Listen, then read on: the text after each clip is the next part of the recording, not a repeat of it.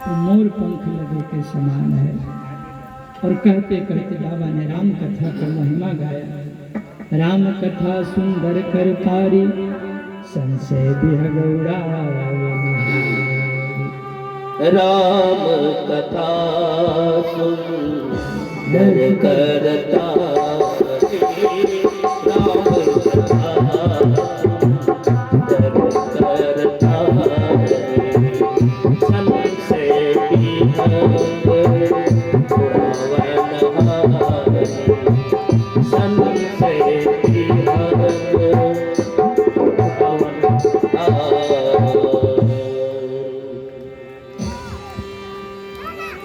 राम कथा क्या है? दोनों हाथों का ताली है। ताली जैसे पेड़ पर कोई पक्षी बैठा है, तो पक्षी बैठा हो तो गोली चलाने की जरूरत नहीं है, पत्थर मारने की जरूरत नहीं है। क्या करना है? जहाँ बैठे हैं वहीं से जोरदार ताली बजाइए, अपने आप वो पंछी उड़ के भाग जाए। उसी तरह आपके मन में अगर कोई शंका है, कोई प्रश्न है, तो राम कथा के पंडाल में आके बैठिए। आपको जो है मन का जो संशय है वो समाधान है। इसीलिए संतों ने बड़े भाव से गाया है, श्री राम कथा गंगा सुगम बहे जाओ, हमें कोई क्यों ना।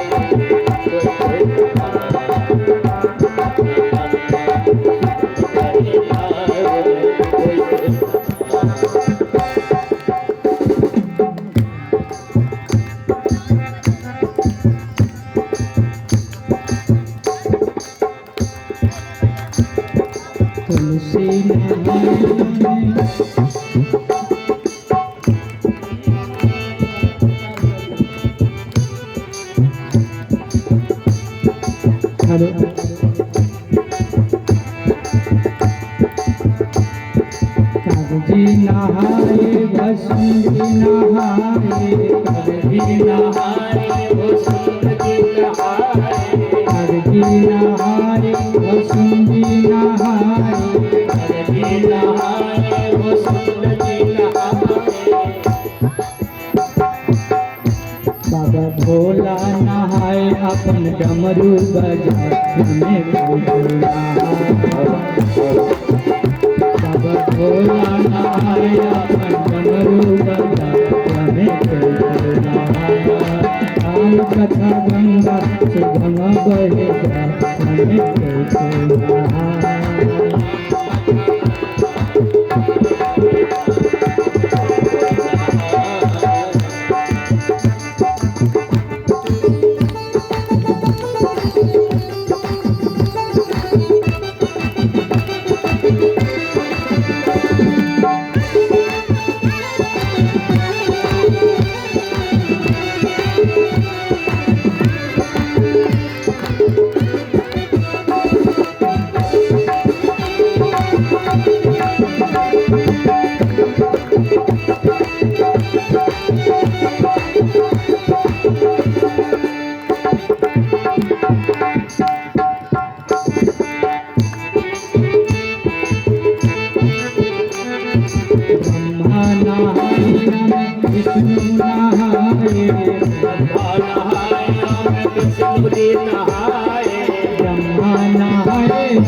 विष्णु नहाए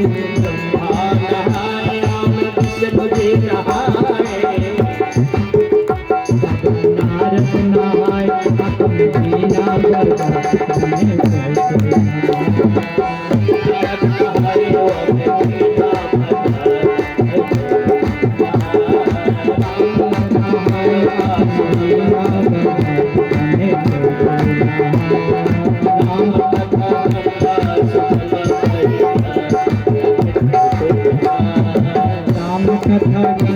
सुगम बहे जाने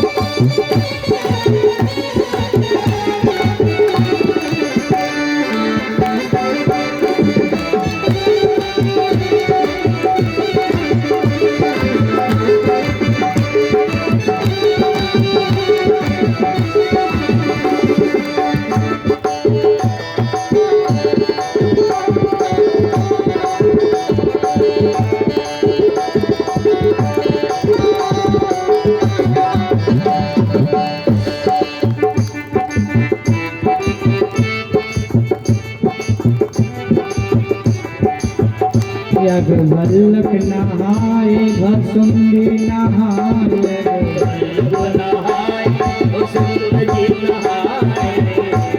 यज्ञवल्लभ जी नहाए भसुंडी नहाए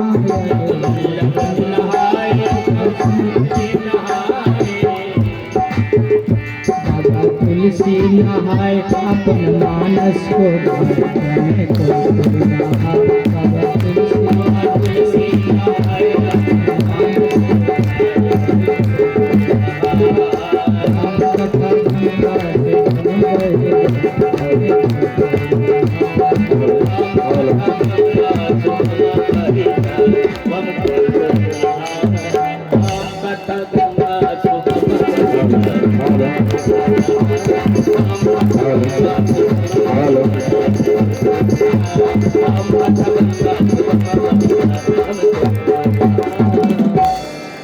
बोली भक्तर भगवान की जय।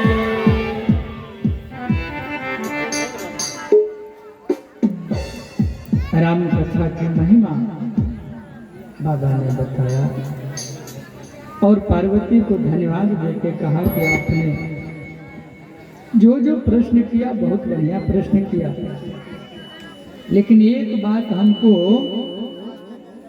ठीक नहीं लगा। ऐसा नहीं होना चाहिए कि अगला जो बोल रहा है बस सुनते जा रहे हैं।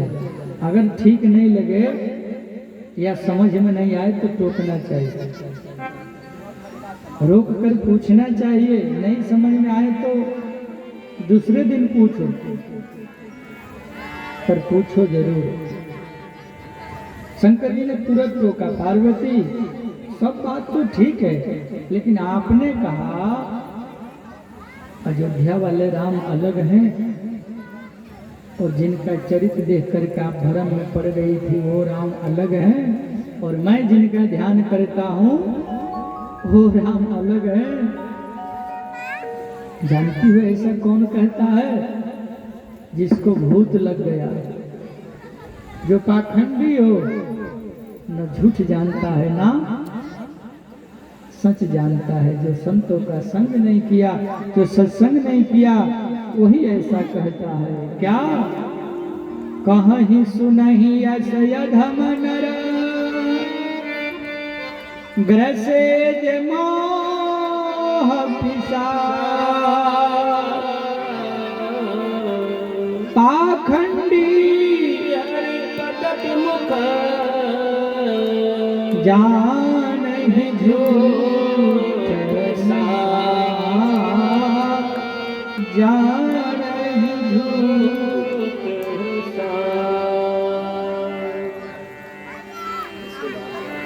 मुकुर मलिया और नैन रोहिला, जो नैन भी साफ नहीं और जिसके मन पर काई बैठा है, वो राम का रूप कैसे देख पाएगा? अरे पार्वती, सोई राम दशरथ का बेटा, सोई राम घट घट में बैठा, और सोई राम का जगत पसारा, और सोई राम है सबसे न्यारा। भेद न करो, भेद जीव में है, शिव में कोई भेद नहीं। वो न यहाँ तक है न वहाँ तक है, नजर जिसकी जहाँ तक है वो वहाँ तक है, वो वहाँ तक है, वो वहाँ तक है। पार्वती जी ने कहा, धन्य है प्रभु, मेरा मन का शंका दूर भया। अब हमको आप राम कथा सुनाइए कि भगवान अवतार कैसे लिए, क्यों अवतार लिए, और अंतिम बात किस कारण अवतार लिए। और जब अवतार लिए तो प्रश्न ध्यान से सुनिएगा सज्जनों, अवतार लेने के कितने कारण हैं? राम जन्म का कारण समझा दीजिए, कितने कारण हैं हमको बता दीजिए। हे पार्वती, राम कथा कैसे प्रकट हुआ, काकभूषण जी में क्या चर्चा हुई, वो कथा बाद में सुन लेना। पहले यह सुनो कि राम जन्म का कारण क्या है और भगवान धरती पर अवतार क्यों लेते हैं। जब जब अवतार लिए क्यों लिए, थोड़ा विस्तार से सुनाइए ना बाबा। बाबा बोल पड़े, जब जब होई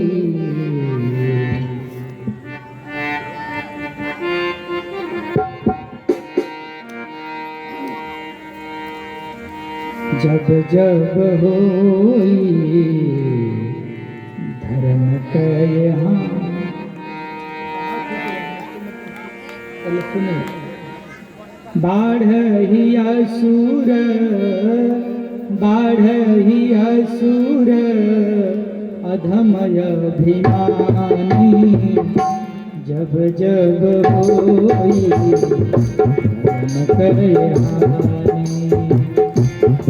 जब होई धर्म के हानि, जब जब होई धर्म की हानि, जब जब होई धर्म की हानि, बाढ़े असुर, बाढ़े असुर अधम अभिमानी, जब जब होई धर्म की हानि, जय सिया राम, जय सिया राम, नाल का वन बढ़ा सिया राम,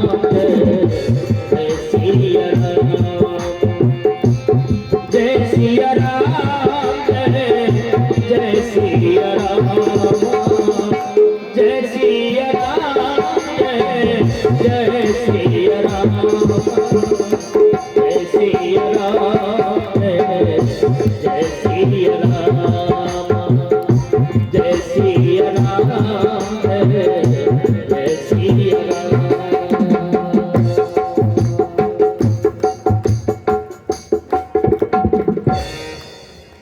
और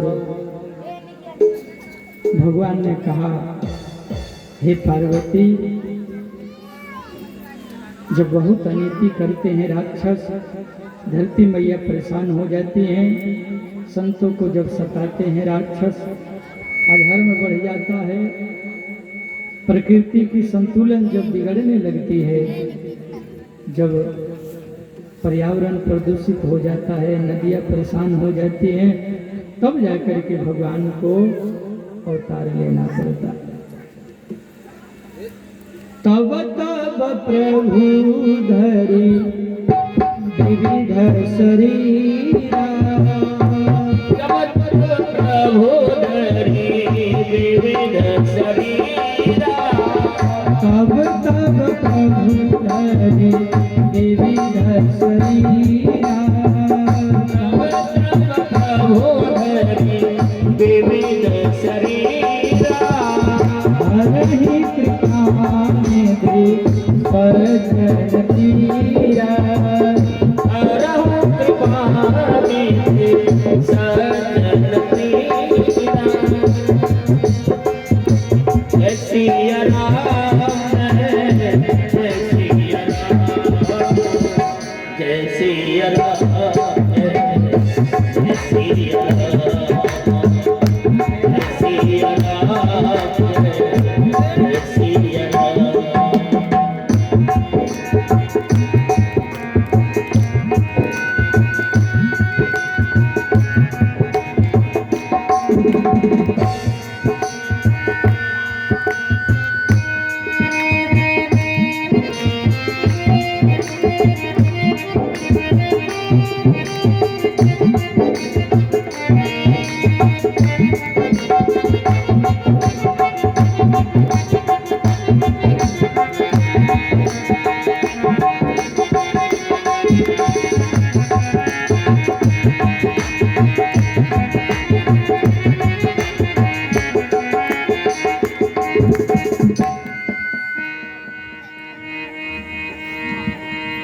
कितने कारण है भगवान के अवतार लेने का? भोले बाबा ने कहा 5 कारण है। ऐसे तो बहुत कारण है। पहला कारण बोले कि भगवान के मन में हुआ कि एक बार हमको युद्ध करने का मन कर रहा है, तो भाई युद्ध करने के लिए भगवान ने सोचा कि अपना ही कोई साधक को, कोई सेवक को साथ लिया जाए। तो भगवान के दरवाजे पर कौन रहते हैं? जय और विजय। तो जय विजय से भगवान ने कहा हमको युद्ध लड़ने का मन करता है। जय विजय ने कहा तो चलिए प्रभु हम ही से युद्ध हो जाए, कोई योजना बनाइए। बोले ठीक है, योजना बनाते हैं। अब भगवान के भक्त हैं सनत सनंदन सनातन चारों भैया, जो भगवान के ही अवतार माने जाते हैं। तो भगवान के वैकुंठ में गए दर्शन करने। 6 दरवाजे तो किसी ने नहीं रोका, तो अंतिम दरवाजा पर जय विजय पहरादारी कर रहे। जैसे ही अंदर जाने लगे, उसी समय जय विजय ने रोक लिया। ए महात्मा जी, अभी भगवान सो रहे हैं, अंदर मत जाइए। बोले कि महात्मा को परमात्मा से मिलने से रोक रहे हो? अभिमान हो गया है पद का? बोले हाँ, अभी नहीं आप जा सकते। महात्माओं ने कहा नहीं, हम लोग जाएंगे, नहीं रोक सकते। कहा सुनी हो गई, कहा सुनी में महात्माओं ने श्राप दे दिया। है जय विजय, पद का घमंड हो गया। और प्रधानमंत्री का प्यून भी अपने आप को बहुत बड़ा अधिकारी समझता, बड़े लोगों का सेवक भी अपने आप को बड़ा ही मानता। तुमको अपने पद का घमंड हो गया है, जाओ श्राप देता हूं, पतन हो जाएगा और जाके राक्षस हो जा। भगवान चर्चा सुन के बाहर निकले, क्या हुआ है? अरे आपके भक्त और भगवान के बीच में कौन लफड़ा? हमारे संतों ने कहा कि आपसे मिलने जा रहे थे प्रभु, ये आपका सेवक को घमंड हो गया था, सजा दीजिए। क्या सजा? राक्षस हो जाए। कितने जन्म? बोले 3 जन्म। 3 जन्म द्विज वचन परवाना, और इन 3 जन्म में अवतार लेना पड़ेगा प्रभु आपको 4 बार। पहला जन्म इनका होगा हिरण्याक्ष और हिरण्यकशिपु का, और आपको दोनों को मारने के लिए अलग अलग अवतार लेना पड़ेगा।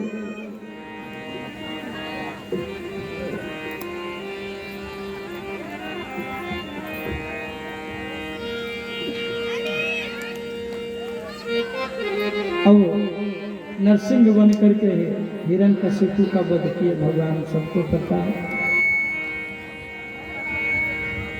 आदरणीय गोस्वामी तुलसीदास जी महाराज कहते हैं, वही जय विजय जाकर के हिरण्यकशिपु हिरण्याक्ष बने, अगले जन्म में वही जाकर के रावण और कुंभकर्ण बने, और वही अगले जन्म पुनः जाकर के दंत वक्र और शिशुपाल बने। जो कृष्ण अवतार में भगवान ने उनका उद्धार किया, एक रामा अवतार में आपका उद्धार किया। तो जय विजय का ऋषियों का श्राप पहला कारण। दूसरा कारण, एक शंकर के तेज से बहुत बड़ा राक्षस हुआ है जिसका नाम है जलंधर। बहुत प्रतापी राजा है, बहुत शक्तिशाली है, और उसकी पत्नी इतनी पतिव्रता है कि उसका पतिव्रत तप के बल पर किसी को भी हरा देता है जलंधर। सोचो माताओं, पतिव्रत धर्म में कितनी ताकत है। सती सावित्री की कथा सुनी है ना, कि पतिव्रत धर्म में बहुत ताकत है। जमराज से भी छीन लाती है पतिव्रता अपने सुहाग को।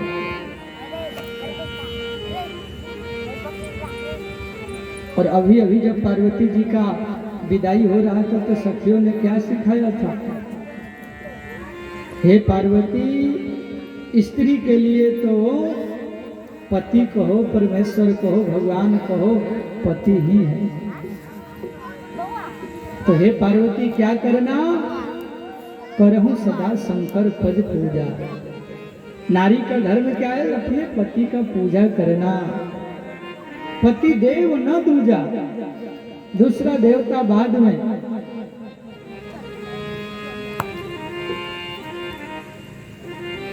इसका अर्थ यह नहीं है कि अपना विकास नहीं करे, शिक्षा ग्रहण न करे, दुनिया में जाए आए नहीं, अपना जीवन का कल्याण नहीं करे, आत्मज्ञान भी हो, कोई आप पर चढ़ के बैठ जाए, आपका शोषण करे, फिर भी पति परमेश्वर मानती रहे, मैं यह नहीं कहता हूं।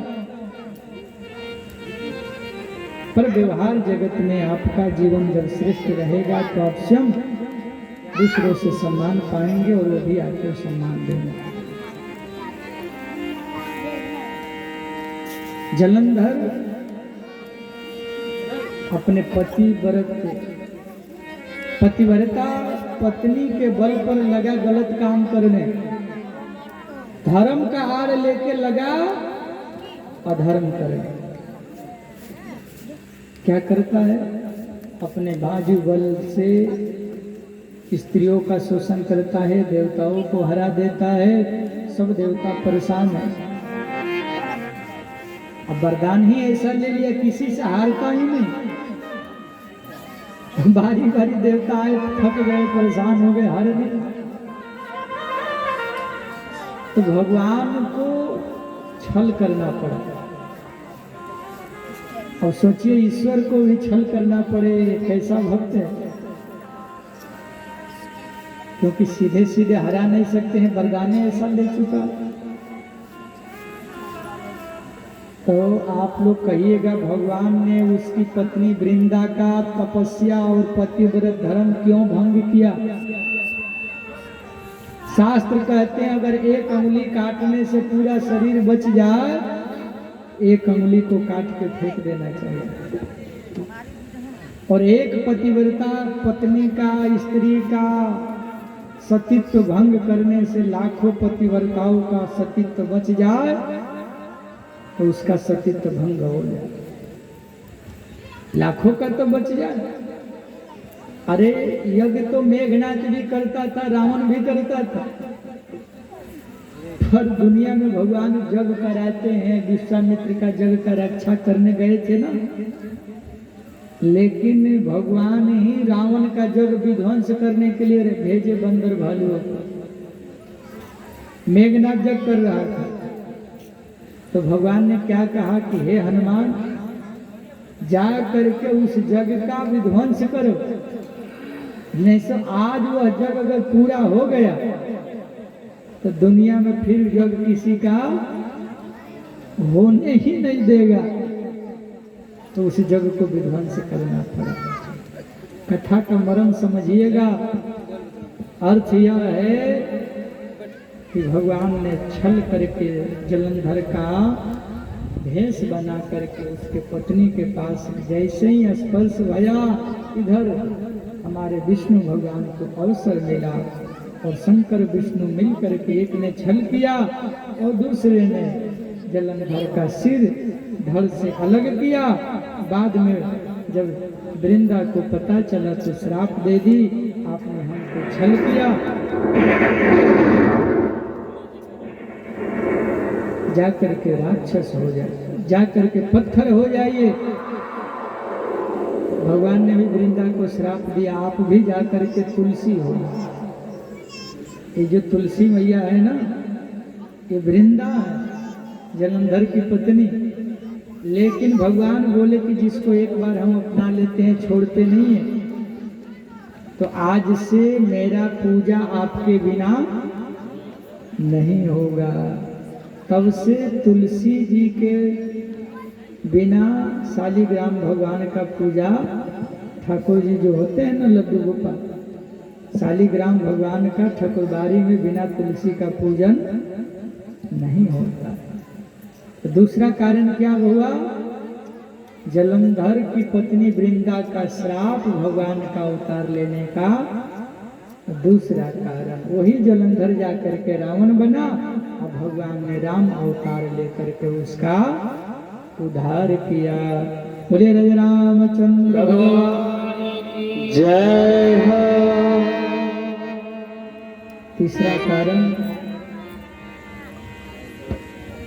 तीसरा कारण बड़ा अद्भुत कारण है।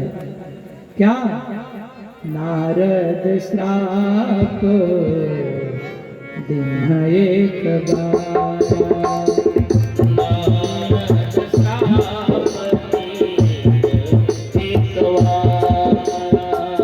नारद श्राप दिन एक बार,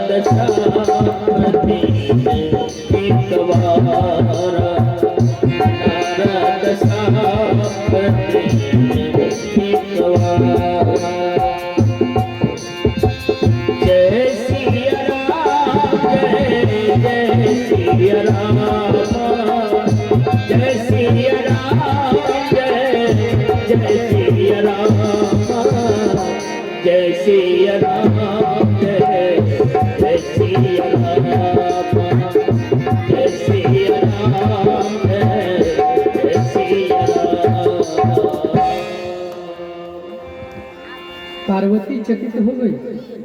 क्या बोल रहे हैं? नारद जी श्राप दिए, हमारे गुरु जी श्राप दिए? बोले हाँ।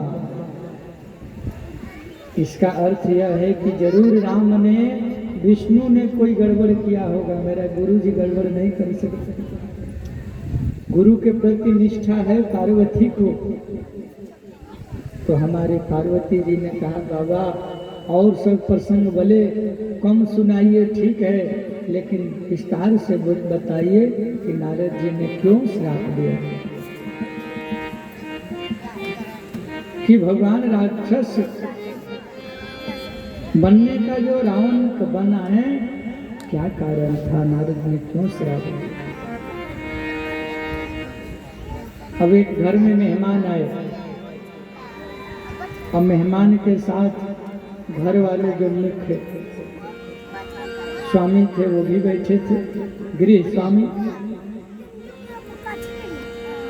लेकिन था महाकंजूस। जो मकान मालिक थे ना, महाकंजूस थे। तो जो मेहमान आए थे अगुआ बरतवारी बन के, तो सवेरे भोजन वोजन तो हो गया, और जब शाम हुआ ना तो घर के मकान मालिक भी बैठे थे, वो अतिथि भी साथ में बैठे थे। तो उनका लड़का जा करके पूछा, पिताजी शाम को भोजन में क्या क्या बना है। तो मकान मालिक ने कहा, शाम को भोजन, हम कोई राक्षस हैं कि शाम को भोजन करेंगे? हम राक्षस हैं कि रात में भोजन करेंगे? हम तो नहीं करेंगे, अतिथि से पूछ लो, वो करेंगे। मतलब जो भोजन करेगा वो राक्षस। अब बेचारा अतिथि भी सोचा भोजन करने वाला राक्षस से होता है, तो काहे का पूछे, चुपचाप सरक लेना ही बढ़िया। अतिथि भी बड़े गजब गजब होते हैं। हाँ? एक घर में एक अतिथि आया था, जाने का नाम ही नहीं ले रहा था। पति पत्नी दोनों कभी रेलवे लाइन का टाइम टेबल बताए, कभी बस का समय बताए, कभी कुछ बताए, पर अतिथि जाने वाला नहीं था। तो पति पत्नी दोनों ने विचार किया, बैठे बैठे खाया रहता है, कितना खिलाए इसको। हाँ, सवेरे नाश्ता, दोपहर भोजन, शाम को नाश्ता, फिर रात को भोजन। कोई तो उपाय करना होगा। भले रामायण में लिखा हो कि अतिथि शंकर भगवान के पूजा के बराबर होता है, अगर अतिथि की सेवा कर लिए तो शंकर के पूजा से भी बढ़कर पूजा होगी। लेकिन ये कब जाएगा? पति पत्नी दोनों ने विचार किया, हम लोग आपस में झगड़ा करेंगे तो हम लोग का झगड़ा देख के चल जाएगा। नकली झगड़ा करेंगे, सचों में नहीं। हाँ, नकली झगड़ा। तो क्या हुआ पता है? शाम को पत्नी बोली,